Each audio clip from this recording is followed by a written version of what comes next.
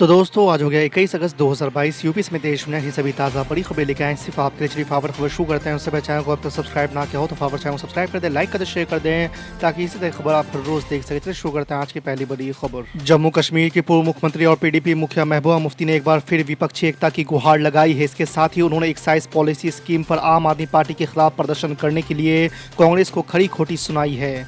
आपको बता दें कि दिल्ली शराब घोटाले के खिलाफ कांग्रेस मुखर है और उसने मनीष सिसोदिया से इस्तीफा की भी मांग की है। इसी बात से महबूबा मुफ्ती नाराज है। आपको बता दें कि महबूबा मुफ्ती ने आम आदमी पार्टी को दमदार विपक्ष बताते हुए उसकी तारीफ भी की है। राजधानी दिल्ली में बीते कुछ दिनों से कोरोना के नए मामलों में बेशक कमी आ रही है, लेकिन मौत के आंकड़े अभी भी चिंताजनक बने हुए हैं। आपको बता दें कि दिल्ली में पॉजिटिविटी रेट 11% से ऊपर है। दिल्ली सरकार के स्वास्थ्य विभाग की ओर से शनिवार को जारी हेल्थ बुलेटिन के अनुसार बीते 24 घंटे में जहां कोरोना के 1109 नए मरीज मिले हैं, वहीं संक्रमण से 9 मरीज की मौत भी हो गई है। उत्तर भारत में भारी मानसून बारिश के कारण अचानक आई बाढ़ और भूस्खलन से हिमाचल प्रदेश, उत्तराखंड और जम्मू कश्मीर में कम से कम 28 लोगों की मौत हो गई है। एक सरकारी बयान में कहा गया है कि पिछले 24 घंटों में अकेले हिमाचल प्रदेश में 22 लोगों की मौत और 6 लापता होने की आशंका है। आपको बता दें कि राज्य के कई हिस्सों में भूस्खलन और दुर्घटनाएं जारी हैं। दिल्ली के उप मुख्यमंत्री मनीष सिसोदिया ने अपने घर पर सीबीआई के छापे के एक दिन बाद शनिवार को दावा किया है कि 2024 का लोकसभा चुनाव मुख्यमंत्री अरविंद केजरीवाल बनाम प्रधानमंत्री नरेंद्र मोदी होगा। उन्होंने आरोप लगाया कि प्रधानमंत्री नरेंद्र मोदी आम आदमी पार्टी के राष्ट्रीय संयोजक अरविंद केजरीवाल को डराने के लिए सभी हथकंडे आजमा रहे हैं। मनीष सिसोदिया ने कहा कि दिल्ली की आबकारी नीति पूरी पारदर्शिता के साथ लागू की गई थी और कोई घोटाला नहीं हुआ है।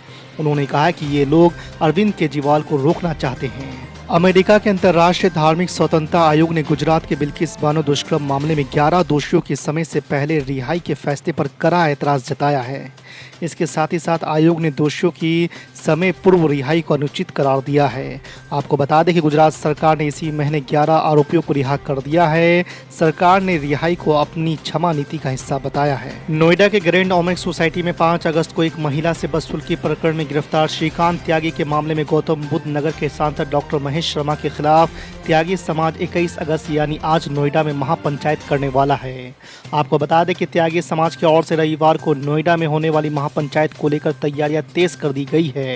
महापंचायत में पश्चिमी उत्तर प्रदेश, हरियाणा, राजस्थान, दिल्ली, बिहार और मध्य प्रदेश से लोगों के आने की संभावना है। बिहार में इस साल बहुत कम बारिश हुई है। राज्य में सूखे जैसे हालात बन रहे हैं। इस बीच राज्य को सूखाग्रस्त घोषित करने की तैयारी की जा रही है। नीतीश कुमार की नई सरकार में कृषि मंत्री सुधाकर सिंह ने इसकी घोषणा की है। उन्होंने कहा है कि राज्य भर में कम बारिश की वजह से धान की रोपनी प्रभावित हुई है। ऐसे में सरकार किसानों को उनके नुकसान की भरपाई करेगी। आपको बता दें कि इसको लेकर मुख्यमंत्री नीतीश कुमार काफ़ी सजग है। वो खुद राज्य में सूखे की स्थिति का जायजा ले रहे हैं। जन्माष्टमी के अवसर पर आयोजित कार्यक्रम में शरीक होने उत्तर प्रदेश के मथुरा स्थित मंदिर पहुंचे 2 लोगों की अत्यधिक भीड़ होने की वजह से मौत हो गई है। पुलिस ने इस बात की पुष्टि की है। घटना बांके बिहारी में उस वक्त हुई है जब वहां कृष्ण जन्मोत्सव का जश्न चल रहा था। आपको बता दें कि मथुरा पुलिस के अधिकारी ने बताया है कि जन्माष्टमी के पावन मौके पर अचानक लोगों की भीड़ बढ़ गई। इसी भीड़ के कारण दम घुटने से 2 लोगों की मौत हो गई है। इस साल की शुरुआत में उत्तर प्रदेश विधानसभा चुनाव में मिली करारी हार के बाद अब all India Muslim Ittehadul Muslimeen पूरे राज्य में नगर पालिका चुनाव लड़ने की तैयारी कर रही है। आपको बता दें कि एमआईएम के प्रदेश अध्यक्ष शौकत अली खान ने कहा है कि हमें हैदराबाद में सऊद्दीन ओवैसी के आवास पर एक बैठक के लिए बुलाया गया था। हमें जो भी निर्देश दिए जाएंगे उनका पालन किया जाएगा और उस पर काम किया जाएगा। जल्द ही हम उत्तर प्रदेश में अध्यक्ष, पंचायत राज और अन्य पदों के लिए उम्मीदवार की घोषणा करेंगे। आपको बता दें कि एमआईएम लगातार उत्तर प्रदेश के अंदर अपनी ज़मीन तलाशने में जुटा हुआ है।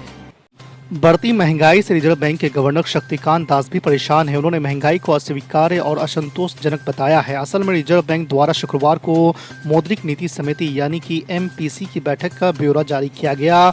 इस ब्यौरा के मुताबिक बैठक के दौरान महंगाई को लेकर आरबीआई गवर्नर की टिप्पणी सख्त थी। Stand up comedian Munawar Faruqui को धमकी देने के आरोप में हैदराबाद पुलिस ने शुक्रवार को भाजपा विधायक टी राजा सिंह को हिरासत में ले लिया है। आपको बता दें कि भाजपा विधायक ने कई बार मुनव्वर फारूकी को हैदराबाद में शो करने पर पीटने की धमकी दी थी। हालांकि शुक्रवार को जब वो stand up comedian Munawar Faruqui के एक कार्यक्रम स्थल पर पहुंचने की कोशिश कर रहे थे, तब उन्हें एहतियातन हिरासत में ले लिया गया है। महाराष्ट्र के मुख्यमंत्री एकनाथ शिंदे ने एक बार फिर उद्धव ठाकरे पर तीखा तंज किया है। उन्होंने कहा है कि हमने तो जून में ही एक बेहद मजबूत दही हांडी को तोड़ दिया था। उनका इशारा अपनी उस बगावत की तरफ था जिसके बाद महाराष्ट्र में महाविकास अघाड़ी गठबंधन की सरकार गिर गई थी और उद्धव ठाकरे को सीएम की कुर्सी से हाथ धोना पड़ा था। शिक्षक भर्ती घोटाले में घिरी टीएमसी ने पंचायत चुनाव और 2024 के लोकसभा चुनाव से पहले छवि सुधारने की कवायद तेज कर दी है। बंगाल की मुख्यमंत्री ममता बनर्जी ने अपने मंत्रियों को हिदायत दी है कि वो लाल बत्ती और होटर वाली कार का इस्तेमाल करना बंद कर दें। उनकी ओर से मंत्रियों और नेताओं के लिए एक आचार संहिता जारी की गई है जिसमें बताया गया है कि वे लोग क्या कर सकते हैं और क्या नहीं। राष्ट्रीय जनता दल के साथ मिलकर बनी नीतीश कुमार के नेतृत्व वाली महागठबंधन सरकार लगातार विवादों में घिर रही है। विपक्षी दलों की राजनीतिक बयानबाजी के बाद मामला कोर्ट तक पहुंच गया है। सरकार बने अभी सप्ताह भी नहीं बीते हैं कि इसे बर्खास्त करने की मांग जोर पकड़ने लगी है। आपको बता दें कि इसके लिए पटना हाई कोर्ट में एक याचिका दायर की गई है।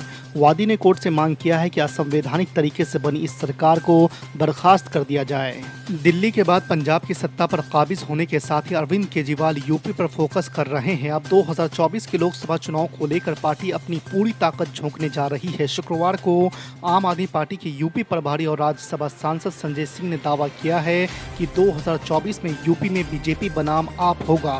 क्या चुनाव आयोग के फैसले से बदलेगी झारखंड की तस्वीर? जी आपको बता दें कि मुख्यमंत्री हेमंत सोरेन के नाम खनन लीज मामले में भारत निर्वाचन आयोग ने सुनवाई पूरी करके फैसला सुरक्षित रख लिया है। इसे लेकर झारखंड में सियासी सरगर्मी फिर से तेज हो गई है। आपको बता दें कि राजनीतिक विश्लेषक राज्य के लिए अगले कुछ दिनों को बेहद अहम मान रहे हैं। बिल्किस बानो दुष्कर्म कांड के 11 दोषियों की रिहाई पर बीजेपी विधायक सीके रावली ने कहा है कि वो सभी ब्राह्मण थे और अच्छे संस्कार के थे। बीजेपी विधायक के इस बयान पर एमआईएम नेता सऊद्दीन ओवैसी ने अपना गुस्सा जाहिर करते हुए कहा है कि अल्लाह का शुक्रिया अदा करना चाहिए कि कम से कम गोडसे को फांसी दे दी गई थी। आपको बता दें कि सऊद्दीन ओवैसी ने ट्वीट कर बीजेपी पर आरोप लगाया है कि दुष्कर्मियों के साथ खड़ा रहना बीजेपी की नीति है। उन्होंने कहा कि कुछ लोगों की जाति उन्हें घिनौने जुर्म के बावजूद रिहा करवा देती है। दूसरी ओर जाति मजहब की बुनियाद पर आपको कई साल बिना सबूत कैद में रखा जा सकता है। सुप्रीम कोर्ट की ओर से बीजेपी नेता शहनवाज हुसैन को तगड़ा झटका लगा है। शीर्ष अदालत ने गुरुवार को दिल्ली हाई कोर्ट के उस फैसले पर रोक लगाने से इनकार कर दिया जिसमें दुष्कर्म का आरोप लगाने वाली एक महिला की शिकायत पर शहनवाज हुसैन के खिलाफ केस दर्ज करने का आदेश दिया है। सुप्रीम कोर्ट हालांकि हाई कोर्ट के फैसले के खिलाफ शहनवाज हुसैन की अपील को अगले सप्ताह सूचीबद्ध करने पर राजी हो गया है। दिल्ली में रोहिंग्या मुसलमानों को बसाने संबंधी विवाद के बीच भारतीय जनता पार्टी की दिल्ली इकाई ने मुख्यमंत्री अरविंद केजरीवाल की दिल्ली सरकार पर गुरुवार को निशाना साधते हुए दावा किया है कि उनके अधिकारियों ने आर्थिक रूप से कमजोर श्रेणी के फ्लैट घुसपैठियों को देने का अनुरोध करते हुए एक के बाद एक कई पत्र लिखे हैं। बीजेपी की दिल्ली इकाई के अध्यक्ष आदेश गुप्ता ने आरोप लगाया कि केजरीवाल सरकार ने यहां एक शिविर में रह रहे पाकिस्तानी हिंदू शरणार्थियों को उचित बिजली कनेक्शन तक नहीं दिया है, लेकिन रोहिंग्या मुसलमानों के लिए उचित आवास, भोजन और अन्य सभी सुविधाएं सुनिश्चित की है।